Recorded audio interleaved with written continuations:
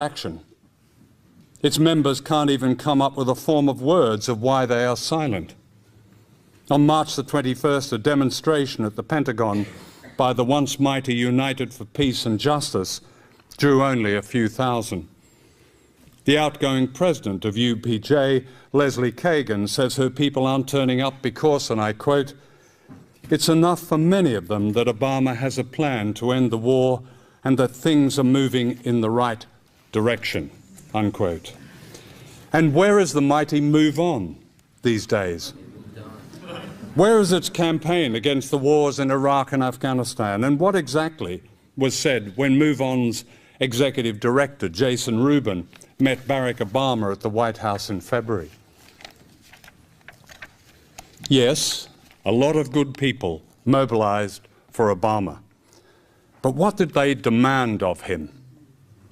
Working to elect a Democratic presidential candidate may seem like activism, but it isn't.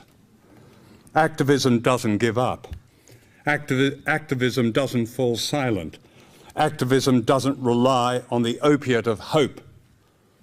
Woody Allen once said, "I felt a lot better when I gave up hope."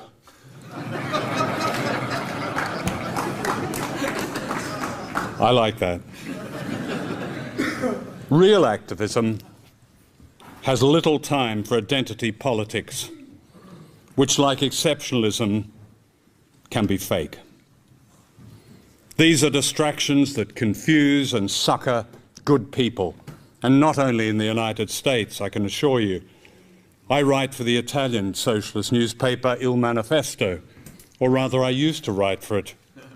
In February, I sent the editor an article which raised questions about Obama as a progressive force. The article was rejected. Why, I asked. "For the moment," wrote the editor, "we prefer to maintain a more positive approach to the novelty presented by Obama. We will take on specific issues, but we would not like to say that he will make no difference," unquote. In other words, an American president drafted to promote the most rapacious system in history is ordained and depoliticized by important sections of the left. It's a remarkable situation. Remarkable because those on the so-called radical left have never been more aware, more conscious of the iniquities of power.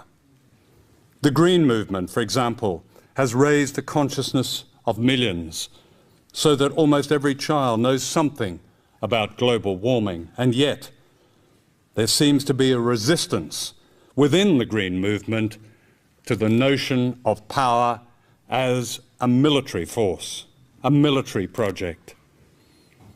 And perhaps similar observations can also be made about sections of the feminist movement and the gay movement, and certainly the union movement.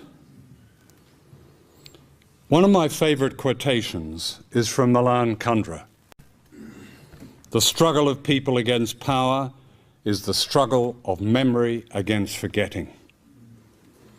We should never forget that the primary goal of great power is to distract and limit our natural desire for social justice and equity and real democracy.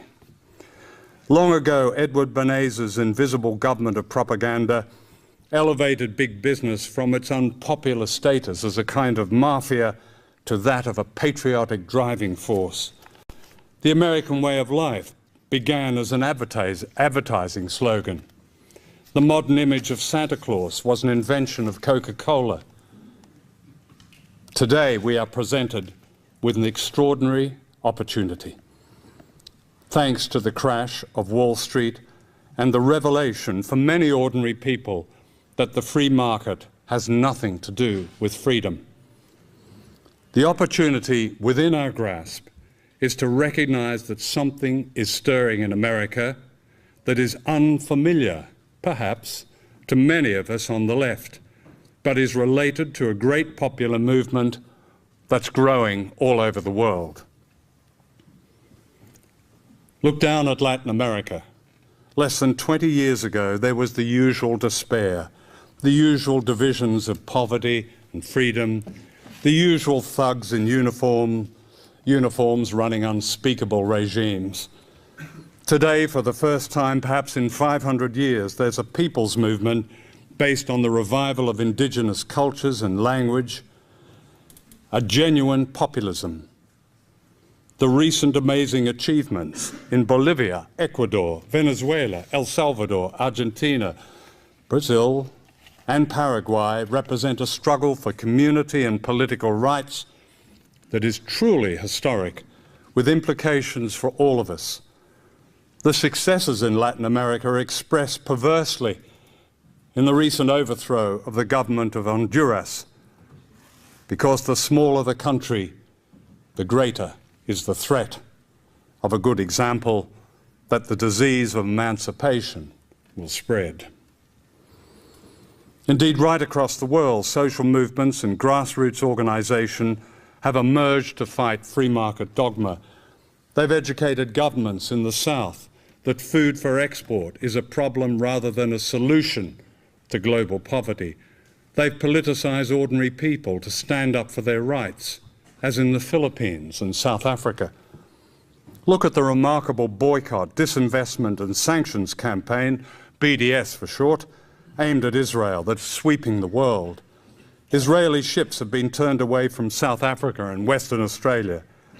A French company has been forced to abandon plans to build a railway connecting Jerusalem with illegal Israeli settlements. Israeli sporting bodies find themselves isolated. Universities in the United Kingdom have begun to sever ties with Israel. This is how apartheid South Africa was defeated. And this is how the great wind of the 1960s began to blow. And this is how every gain has been won. The end of slavery, universal suffrage, workers' rights, civil rights, environmental protection, the list goes on and on.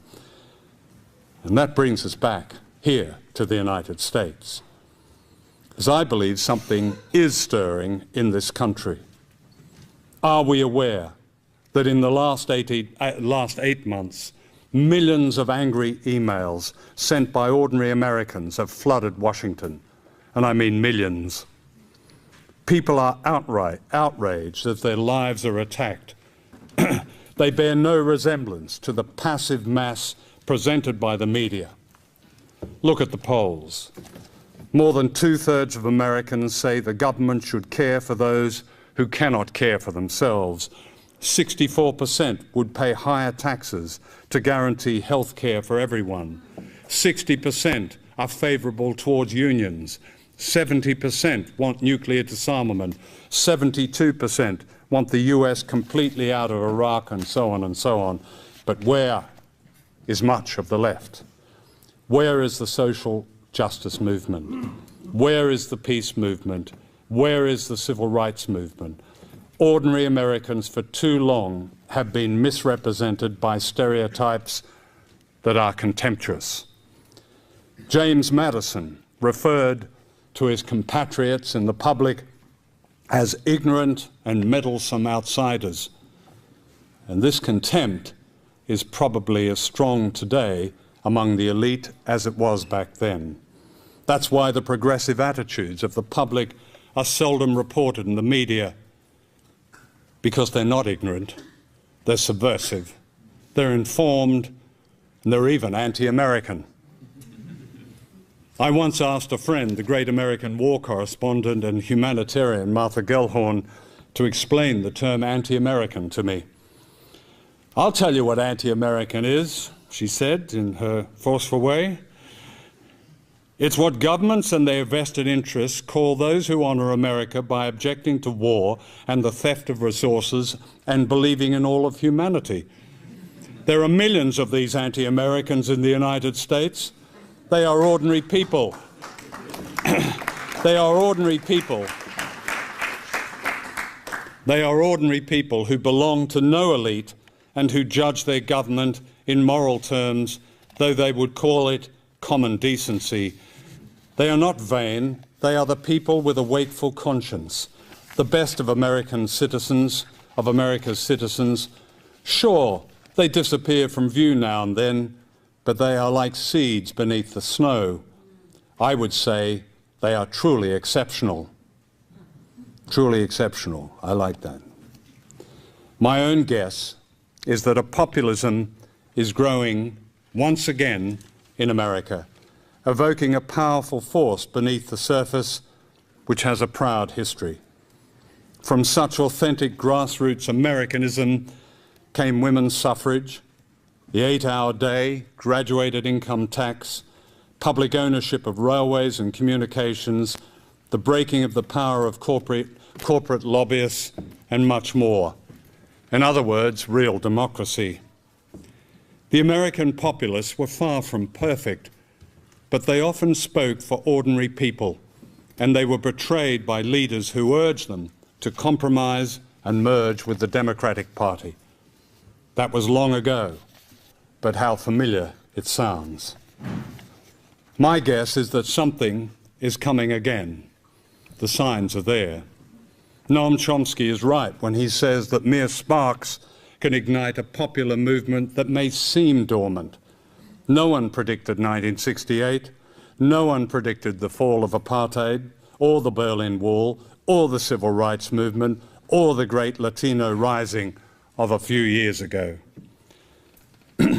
I suggest that we take Woody Allen's advice and give up on hope and listen instead to voices from below.